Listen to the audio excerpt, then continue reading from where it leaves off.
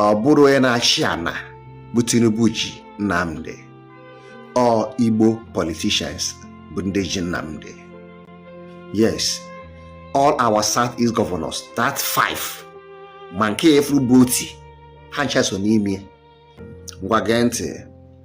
For you to know, no Southeast politicians bụ ndị ji Nnamdi Kanu, gee ntị.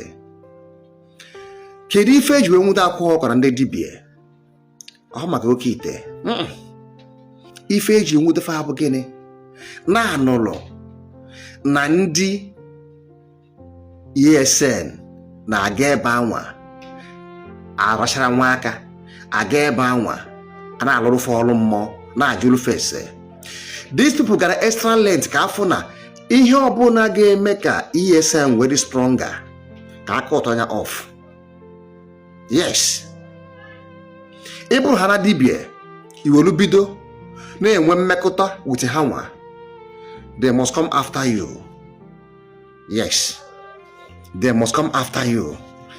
So ha gbara the game in many ways. A na-achụ onye ọbụla n'ụdị to stop the movement. Ọta ka o bidolu mana ndị anyị amara. Ajọsọ zụọ many people tinye n'ime the movement wele na-alụ ọlụ.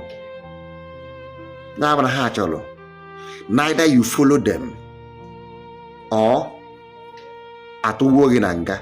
Na ka ha ji wesi aka ọkọ na anọ ga-abụ gị youth ambassador ka ọ pụta ya alụzụ na dibịa. Ịma why? Achọghị onye ọbụla ga-eme ka ndị a nwee ọnụ karịa. So the thing now is a big problem in our land now. All these people are against us. They are not with us. They are not ruling you because they want to rule to help the system. They are ruling you because they want to make you feel the pain.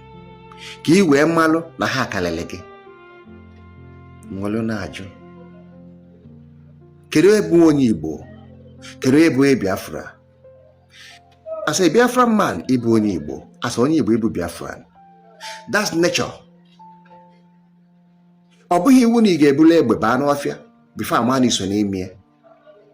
And ọ bụghị iwu na ya akwụ na Facebook na-ekwusa okwu before amani so n'ime. Bi na amụrụ gị n'ime ebe anwa, ị na-aza Chinedu, Okafọ, Okeke, Mgbori, Mgbonkwọ, ị nọ n'ime. Asịzie mmadụ na ga-ekwu na maka ya. How? So please, I ga-adị careful. Watch ya efu mgbe ife abidolu. Soludo jelo je meet Nnamdi Kanu. Yes, meet share mgbe anwa. A na-akụ aka asị ka ọ bụ ọ ga-adị ọ ga-amata ife na-emenụ. Ọ gasị ebe abata ha na change the game. Ọ na-afụ gị.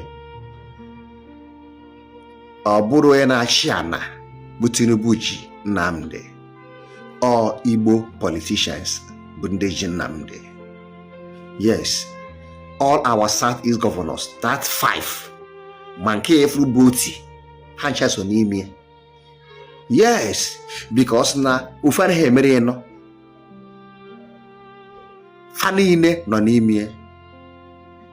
Southeast governors eme na alụ.